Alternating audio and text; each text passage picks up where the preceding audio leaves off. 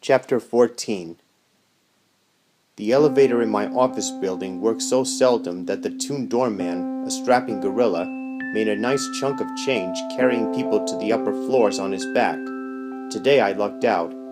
The elevator appeared and whisked me to the 12th floor in less than a week, which probably set a building speed record. My $300 a month bought me a waiting room where a secretary would sit, if I could ever afford to hire one, my office proper, and a small john, but I got charged an extra half yard because of the view. Open the window, look up and you see the sky. Look down and you see the street. Look straight out and you see the brickwork of the building next door. Great place. Shabby and overpriced, but it suited me better than one of those chroming glass stakes that builders keep pounding into the heart of what used to be a picturesque city. I noticed something wacky as soon as I took out my keys to open the outer door. The lock was badly scratched, sure sign of an amateur thief. The pros go in and out without leaving a trace, but amateurs always botch it. I slammed open the door and entered the waiting room the way I learned in the Corps, low and fast. I kicked the door shut on my way past, but there was nobody hiding behind it.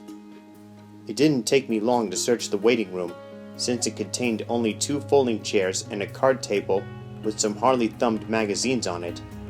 Anybody small enough to hide behind any of that stuff didn't really worry me. I checked the door connecting this room with my office proper. It, too, bore signs of having been picked. I had a wall safe in my office, and in that I kept my gun. Just my luck to walk in on a burglar and get shot with my own piece. I took a few deep breaths, opened the door, and went in Marine style again, except this time I added a forward somersault, which might not have been the greatest idea in the world.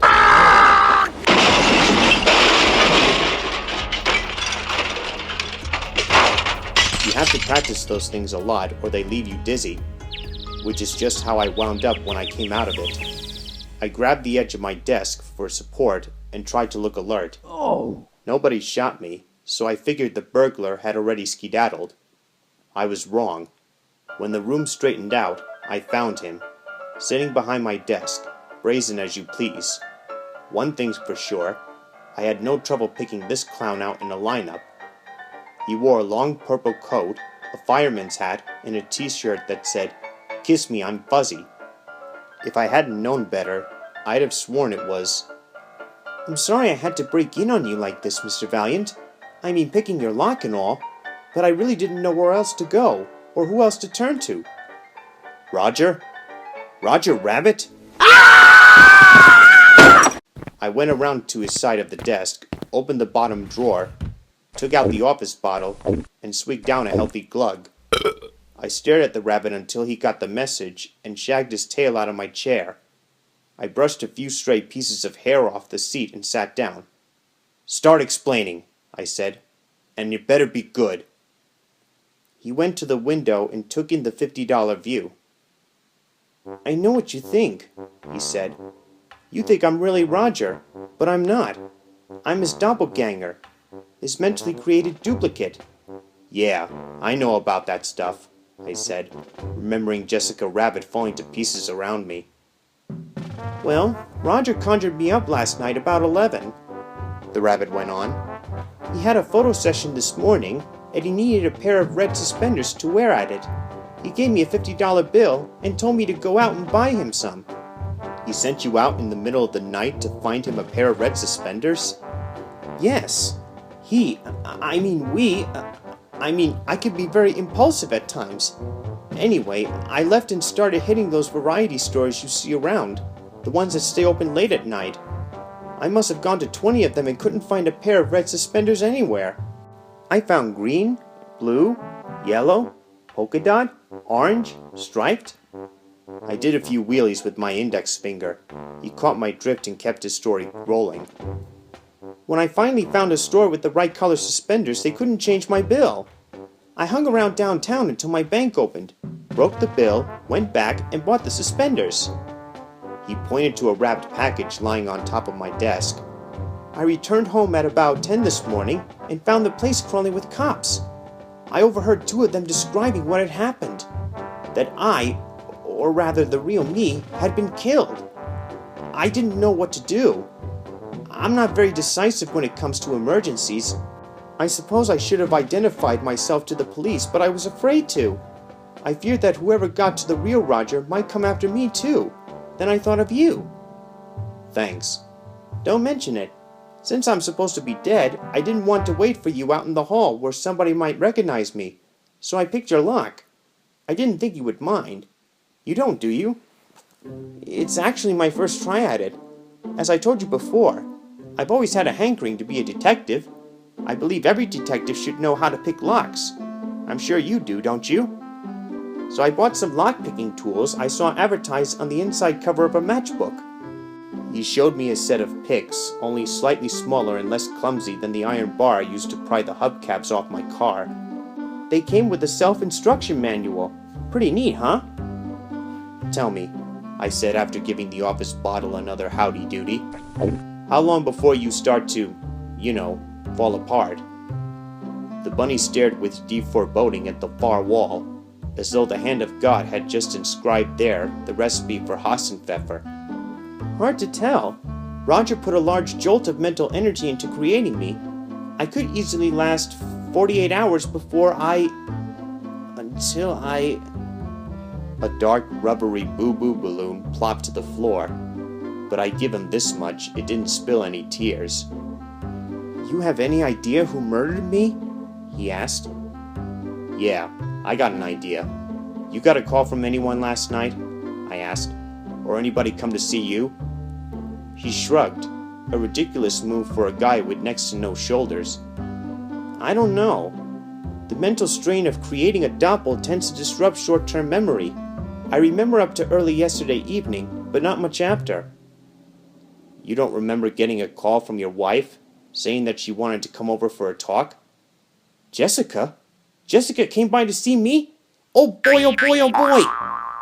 Talk about happiness.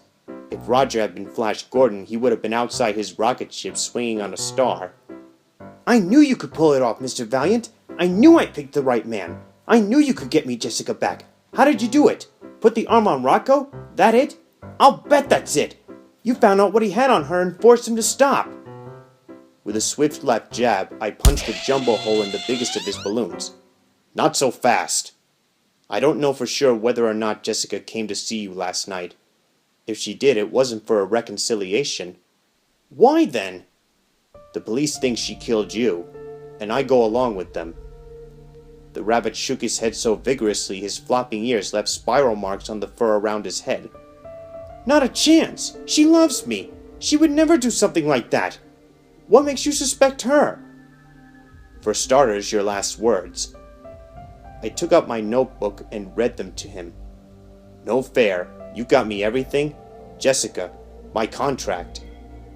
I turned the notebook and laid it on the corner of the desk so he can read his final statement himself. Twice he followed the words with his finger and both times wound up in exactly the same place. Wait, I've got it, he said, holding a finger straight up as if to test the wind. I wasn't talking to Jessica. No, I was talking about her. To someone else. To Rocco DeGrisi. I was talking about Jessica to Rocco DeGrisi and he shot me. Try again, I said. According to the cops, it's the other way around. You shot him. I shot who? Rocco DeGrisi. Rocco? Granted, the guy acted for a living, but his googly wide eyes and puckered nose sure said dumbfounded to me.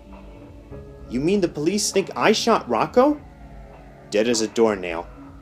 He got his about an hour before you got yours. The way the cops figure it, you went to DeGrisi's house and killed him. Jessica saw you do it, followed you home, and took her revenge. That's ridiculous. I could never kill anybody, not even Rocco DeGrisi. You threatened to once, remember? At a photo session, in front of 2 reliable witnesses. Roger began to bounce around so actively I checked the rug for hopscotch boxes, but I saw only lifeless shag in yesterday's ashes. Right. I did do that, but I didn't mean it. I could never kill another living being. It's not in my nature. I even sidestep ants on the street. I was being irrational that day. Look at it from my viewpoint. There I was peacefully going about my job, and in walked Rocco de Grisi. He started giving me some guff about how he and I ought to get together and resolve this misunderstanding about my contract. That's a direct quote. Misunderstanding. I'll never forget how his fat face jiggled when he said it. I told him there was no misunderstanding. He had promised me my own strip, and that was it. End of negotiation. That's when he laughed at me and I went after him. I guess I became a tad irrational, what with his laughter and this being the first time I'd seen him since he coerced Jessica into leaving me. Assuming that he did coerce her. Of course he coerced her. I told you before. She would never have left me of her own free will. She loved me. Jessica loved me, and I'm positive she still does. Anyway, yes, I attacked Rocco that day, and yes, I threatened to kill him, but I never intended to follow through. What exactly do you remember about last night? Most of the rabbit's thought balloons came up either totally blank or slightly hazy. Not much, I'm afraid. I spent pretty much an ordinary evening. I had dinner, watched some television, and read a while. No visitors, no phone calls, nothing out of the ordinary. He dribbled out a few more empty memories and finally gave up trying. Where was Rocco killed? At his home, in his study. You ever been there? No, never. We conducted our dealings exclusively at his office. How was he killed? He got shot with a .38 caliber revolver. The rabbit opened my cigar box and seemed rather disappointed to find it contained cigars. Well, there you are. That should clear me. I've never fired a gun in my life, or owned one either. What about the one in your nightstand? Roger's words came out with at least a yard of spacing between them, and so tiny I nearly got an eye strain reading them. What one in my nightstand? A .38 caliber revolver with one bullet missing. The cops have it. They're running it through ballistics right now, but I'd be willing to bet it turns out to be the murder weapon. You're kidding? In my nightstand? How could that be? I've never owned a gun in my life. You have no idea how it got there? None. His eyelids rolled down. Don't you see? This is a frame-up. Somebody's trying to saddle me with Rocco's murder. Somebody killed him and planted the gun in my place. I probably caught them at it, and they killed me to keep me quiet. Does that make sense? It did, and I told him so. That's it then. He used a big blue bandana to wipe the perspiration off his face, and a teasing comb to refluff his fur. You find out who killed Rocco, and you also find out who killed me. You clear my name, and you also bring my killer to justice. You might not like what I find. How so? For starters, when I got to your house this morning, I found a musical scale trailing out of the piano. The song was When You Wish Upon a Star. That have any significance to you? A light bulb flashed on over Roger's head. It was less than a 5 water, but it would get a lot brighter and a lot hotter before I was done. It was my favorite piece. I play it a lot and sing along. I remember you telling me you serenaded Jessica the evening you proposed. When You Wish Upon a Star by any chance? The light bulb grew to 25 watts. Yes, as a matter of fact. That was the song I played and sang for Jessica that evening. After that, we always considered it our song. So if she had been there with you last night, it would have been natural for you to play it for her again? 75 watts. I suppose so, yes. Now tell me about your burglar alarm system. How does it work? It's a marvelous device. It connects to every door and window in the house. It goes on automatically when the front door closes. You have to disengage it after you go in and before you go out, or the thing sets off a wail you wouldn't believe. When I got to your place this morning, the door was ajar. The musical scale had gotten wrapped around the door handle. That's how I got in without setting off the alarm. The question is, how did the killer get out? Beats me. Jessica lived there in that house with you for nearly a year. Did she know the code to disengage that alarm? 100 watts. Yes, she did. So she could very easily have disengaged it after she shot you and walked out without setting it off? Yes, I suppose she could have. Did anyone else know the alarm code? Sure, lots of people. Name them. 200 watts and flashing caution. Okay, so she was the only one. Right, the only one besides you who could have gotten out without tripping the alarm. Now let's investigate the other end. In order for the killer to get in, you had to disengage the alarm, correct? Yes. Would you have done that for Rocco DeGrisi? Of course not. His brother Dominic? No way. How about Jessica? Stop right here! He said in a fragmented balloon you would expect to come out of somebody with his head buried to his shoulders in sand. I know in my heart that Jessica did not kill me, just as I know in my heart that I did not kill Rocco DeGrisi. You can stop that line of questioning here and now. Okay, let's try this one. I pulled the rubber Kermit the Frog toy out of my pocket. Ever seen this before? Roger squeezed it several times, giggling when Kermit's tongue unfurled. You see them around. It's a pretty popular toy. I can't say I recognize this one as being any different from 100 others I've seen. Where did you get it? I found it outside your house. It hadn't been there long. My guess is that it was dropped by the killer. Well, that would leave out Jessica. She would never carry around something as silly as this. Or it might have been dropped by somebody who saw the killer. Oh. He didn't seem very happy to hear that there might have been an eyewitness to his untimely demise. I guess that's what love does to you. Makes you put up your blinders whenever your canter takes you anywhere near the truth. Mr. Valiant? How was I mean, what did he use to... You were shot once in the chest. It looked to me like a clean hit. You didn't suffer much if that's your concern. He nodded, and a matched set of crystalline teardrops rolled down either side of his face. You were apparently killed with some kind of antique musket or pistol, I said. You know anybody who owns a piece like that? He shook his head no. What about any other enemies you might have had? Anyone you haven't told me about? Anybody who might have wanted you out of the way? Again he shook his head. He put his bandana to his nose and gave a honk loud enough to have every moose within 10 blocks pawing at my door. Mr. Valiant? He said in those tiny strung-out words again. I don't have long to exist. 48 hours at the most. After that, I'll disintegrate, and Roger Rabbit will be gone forever. There's one thing that I'd like to ask you to do for me as a favor before that happens. You see, Mr. Valiant, the real Roger, and now me, well, we've always wanted to be a private eye. No way, I said firmly. I wasn't about to sign on as nursemaid to a cottontail detective, dying wish or not. Oh, please, Mr. Valiant, please. I'll do whatever you tell me to do. It's not like I'm asking you to accommodate me permanently. 48 hours and I'll be gone. Out of your life forever. 2 days isn't very long to solve a double homicide. Even if I did let you tag along, you might not be around for the close.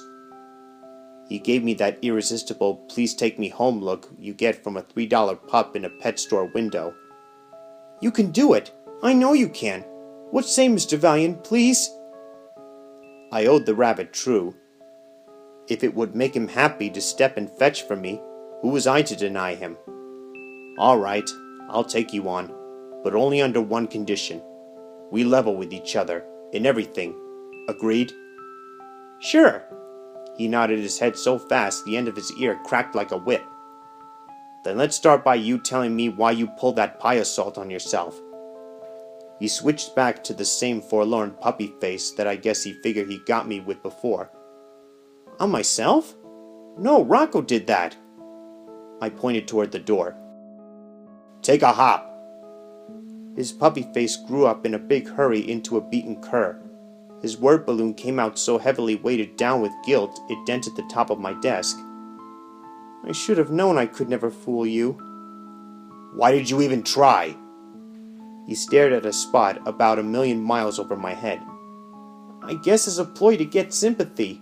According to my psychiatrist, it goes back to when I was growing up. You see, I came from a very small town, and I shook my head. Spare me the historical details. I'm only interested in here and now. Like the bit about Rocco offering you your own strip. You make that up too? No, not that. That was the truth, I swear it. And your story about you and Jessica? What about that? True, every word of it. He hung his head. If I hadn't jerked back in my chair, one of his ears would have speared me in the eye. I'm sorry I tried to deceive you, he said. I won't ever do it again. You have my word on that. He straightened up. This time, though, I was sitting well back when his ear came whistling past. Please don't hold my one indiscretion against me. I promise you total honesty from here on out. And you tone down the goofiness, too. You want to work with me? You act like a human. You want humanity? Said Roger solemnly. You will get humanity you won't believe. He held out his paw exactly the way a person would have. For the first, and I hope last time in my life, I shook hands with a rabbit.